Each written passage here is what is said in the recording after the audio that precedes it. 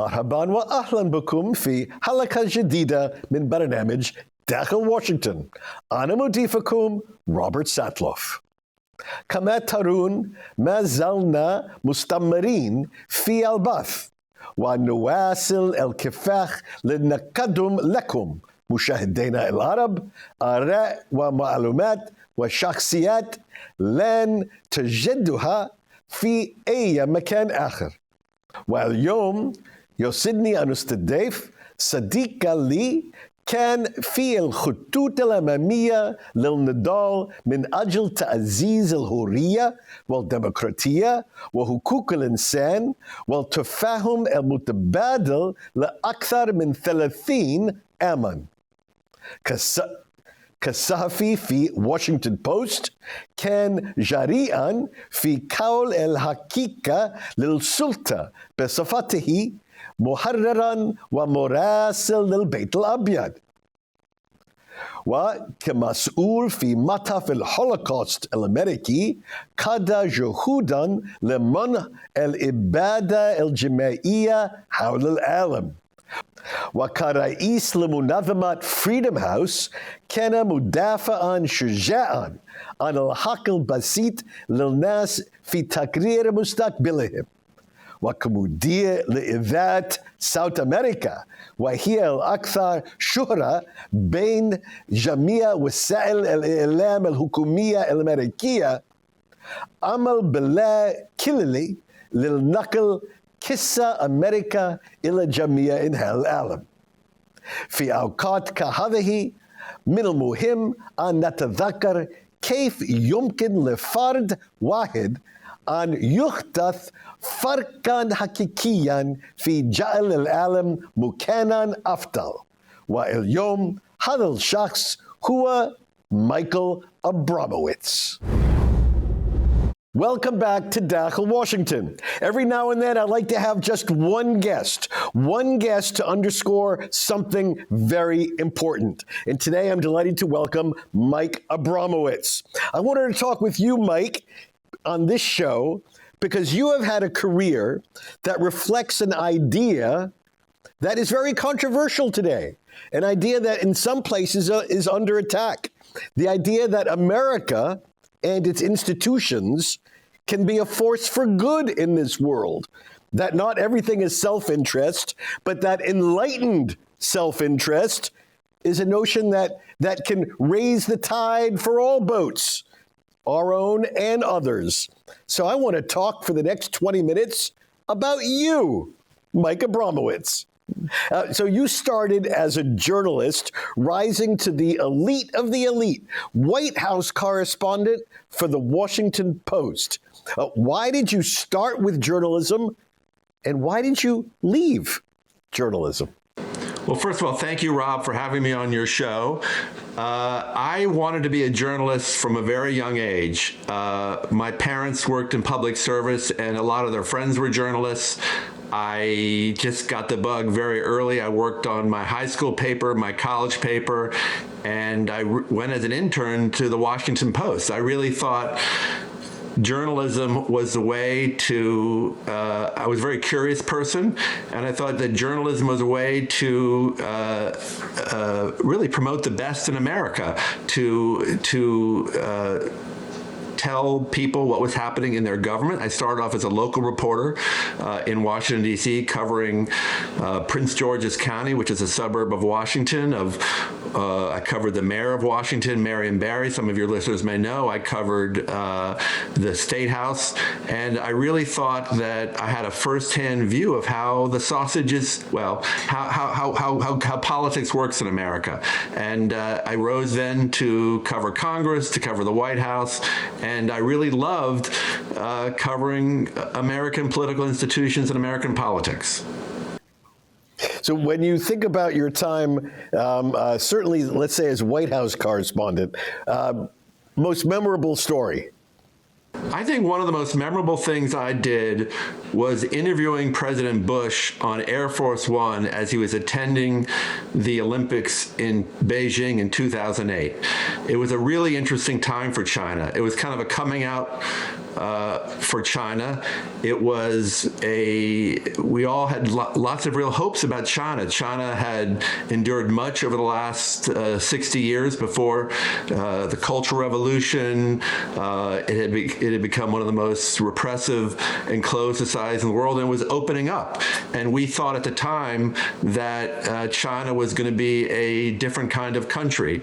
I certainly think President Bush did, and one of the reasons he went to Beijing for the Olympics was he wanted to show his support, I think, for reform in China. Not that China was perfect, far from it, but we really thought that China was going in a good direction, and that turned out to be a wrong bet. I think about that trip a lot because China has become, in the ensuing years, one of the most closed and repressive societies in the earth.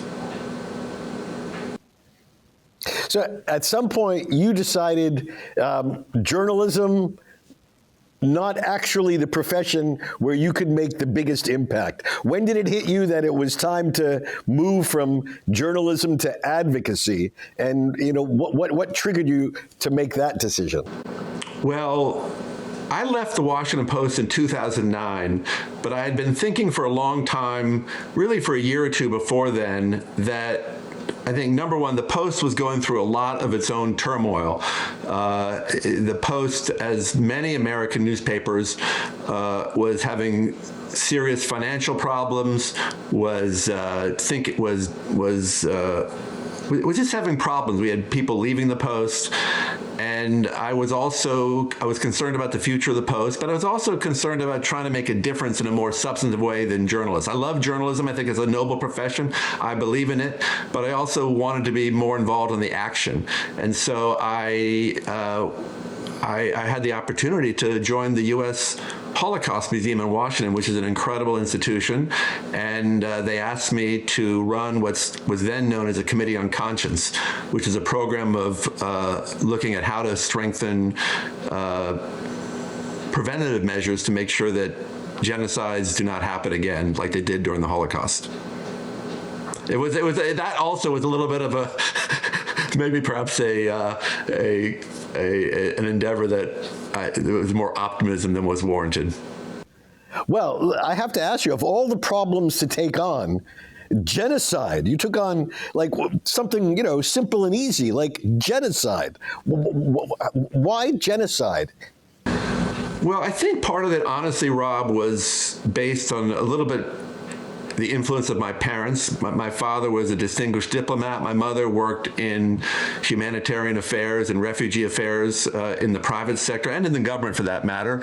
And I sort of felt, I'd seen firsthand about the unwillingness and inability of the world to stop genocides. It happened during the Holocaust, obviously, but it happened in other cases since then. In Cambodia, Cambodia wasn't technically, some would not say it's a genocide, but certainly a horrific event of mass casualties and mass death.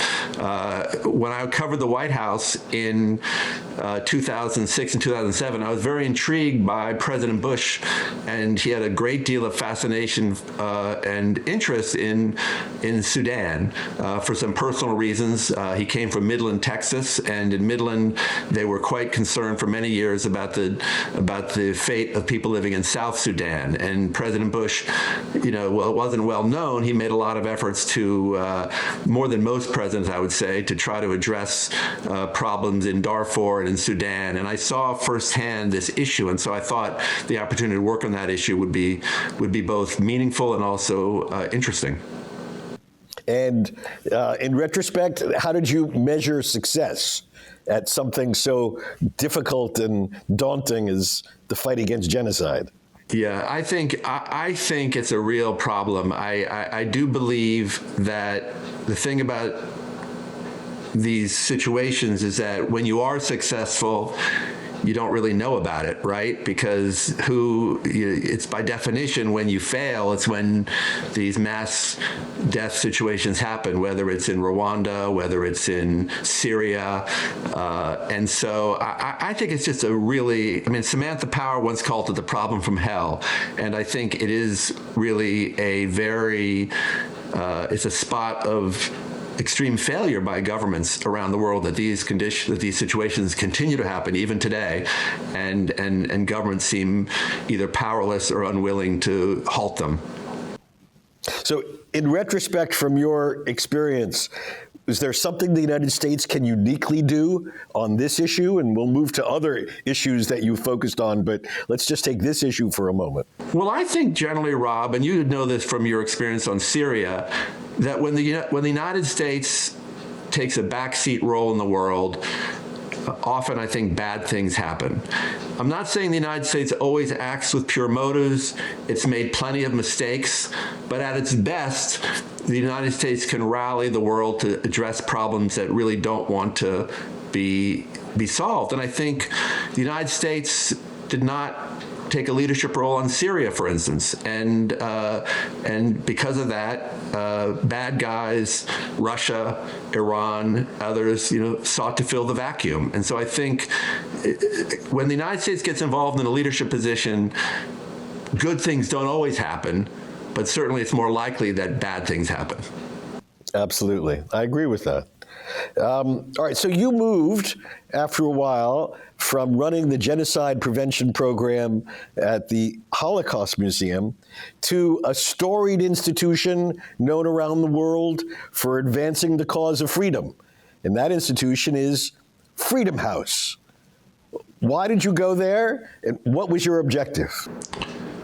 Well, Freedom House is an incredible institution. It's been around since 1941. It actually predates Pearl Harbor, and I had been at the museum for about 8 or 9 years, and I also, after I was at the head of the Committee on Conscience, I also became the head of all the education efforts at the museum. So I love the museum, and I probably would have stayed, but the opportunity came to lead a storied institution that was actually working on what I think is one of the most important problems in the world, which is the erosion of democracy, the erosion of freedom.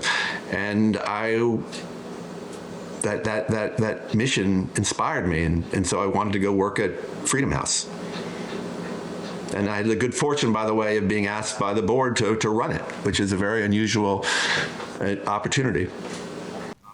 So explain for our viewers in the Middle East, an American institution that takes on itself the mission of advancing personal liberty, personal freedoms, democracy around the world.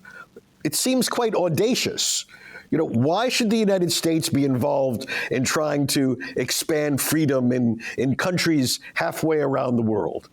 Well, it's a great question, and in some respects, as your question implies, Rob, it's a bit hubristic. But I think fundamentally, the world is safer when more countries respect individual rights and freedoms. I think there is a strong social science empirical record that countries that are more democratic do not invade each other, do not go to wars with each other, which is not to say that, again, the United States is perfect and it's made, many mistakes in its history. But I think the world is safer when there are more democracies, strong democracies that are functioning. I don't believe that you can, that the opposite is just having a world in which power and self-interest rule. And I think that is not conducive to, in the long term, to the protection of human rights, the protection of human dignity, the protection of the freedoms that we cherish. And while you were at the helm of Freedom House, we're going to give you all the credit or all the blame, did freedom, in your view, expand around the world or contract? I'm sad to say no. And I think, Rob, you're seeing a through line in my career, perhaps, in which I take on these impossible tasks. I think the issue of fighting for democracy, I think the former Secretary Condi Rice, and I'm going to quote this roughly, but it's a generational struggle. It's one step forward, 2 steps back. At the end of the day, most people, whether they're in the United States or anywhere, their most important thing is their own personal economic security and their personal physical security.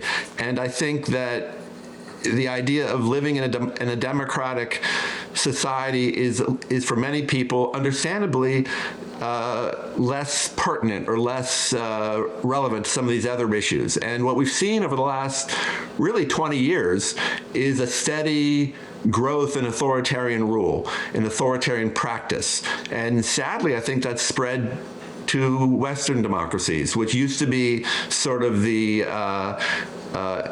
epitome of personal freedom, and there's been significant setbacks according to the Freedom House scores, which have chronicled really a steady 19-year decline in political rights and civil liberties generally around the world. It's a very worrisome story. We're going to come back after a minute to continue this conversation and to talk specifically about the role of government in some of the initiatives that you've done, because it's not all the private sector. The government has played a role every step of the way. In just a moment.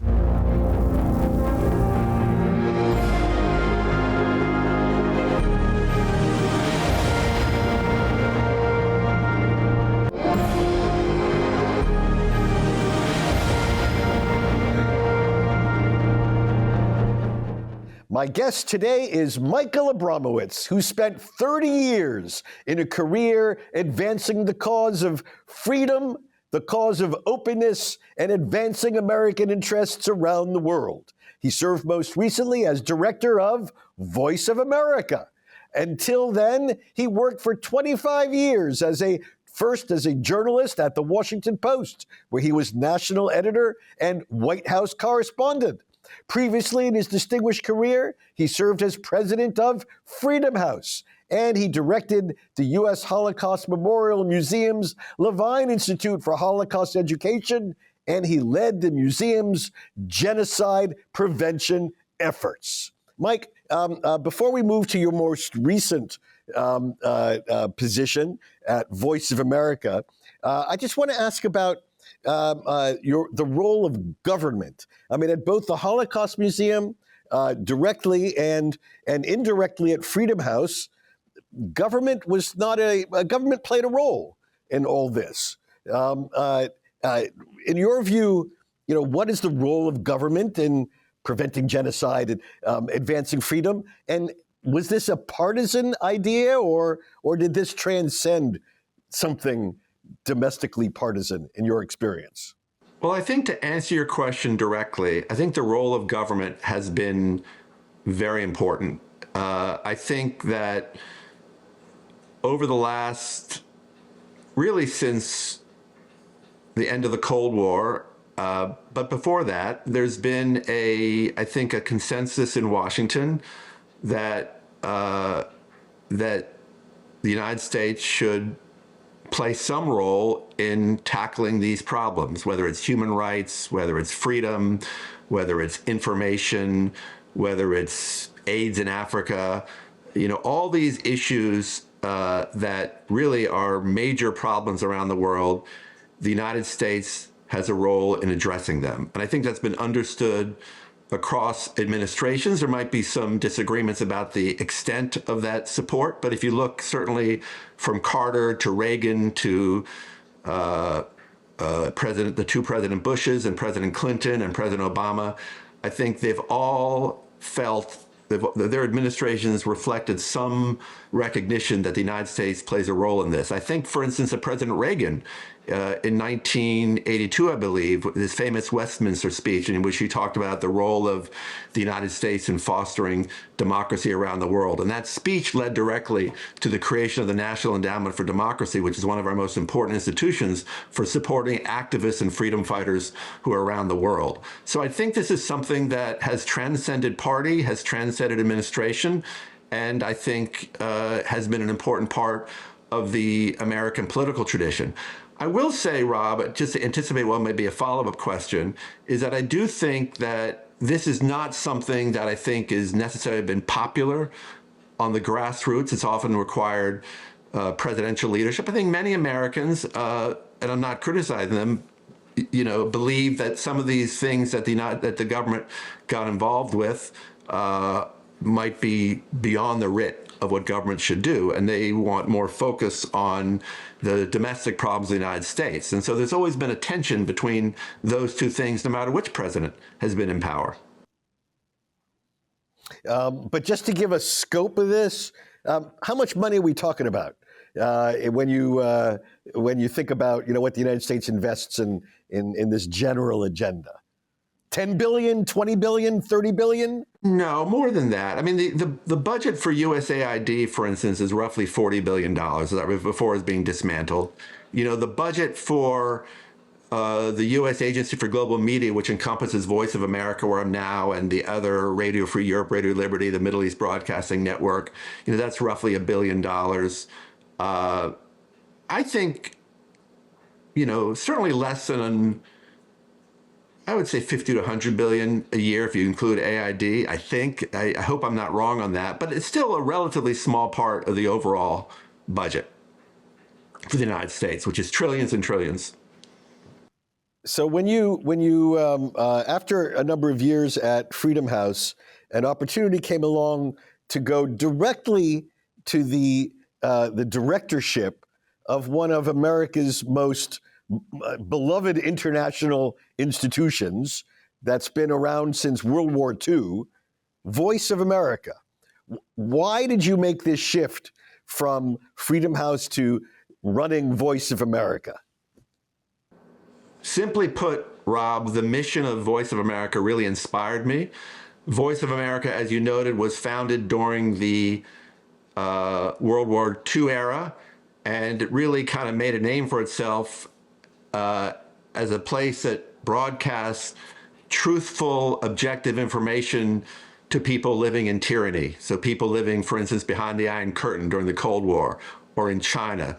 I mean, I'm still struck by during Tiananmen Square, the head of our China division was a student there and saw firsthand how the students who were protesting the Chinese Communist Party's actions, she was inspired. They passed around the reports of VOA to get the actual information that they could not get from their own government. I still believe that function is very important, but I think there's also, as you know, in the last 30 years, well, 40 years really, since the end of the Cold War, the whole global architecture has changed, both politically and as well as in terms of information. And what we see now is countries that are inimical to United States interests, China in particular, Iran would be another.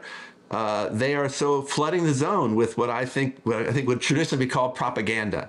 And I think VOA has a very relevant ongoing role to basically combat that propaganda all around the world. We don't broadcast in the United States, but all around the world with truthful, objective information. That's a very inspiring mission, I still think. So what's your answer to the critique that says, yeah, the other guy broadcasts propaganda, but when it's our government, it's independent, truthful information. Isn't it also U.S. government produced? Isn't that almost the definition of propaganda? We do regular audience surveys around the world about trust in Voice of America. And we find that 80 to 90% of our listeners, our viewers, people who come to us on digital, have a lot of trust. All right. We have to stop there. I want to thank you, Mike Abramowitz. Thank you for explaining a lifetime of advocacy for the pursuit of American values around the world. Mike Abramowitz, thank you for joining me this week on Dakhel, Washington. Thank you, Rob. Really appreciate it. وبهذا نصل إلى ختام هذه الحلقة من برنامج داخل واشنطن. إذا كان لديكم أي أسئلة أو تعليقات حول هذه الحلقة، خاصة حول دور الحكومة الأميركية في تعزيز الحرية والديمقراطية حول العالم، أرجو التواصل معي عبر تويتر على هاشتاغ Inside Washington أو مباشرة @Rob Satloff. وحتى نلتقي في الأسبوع المقبل، شكرا لكم وإلى اللقاء.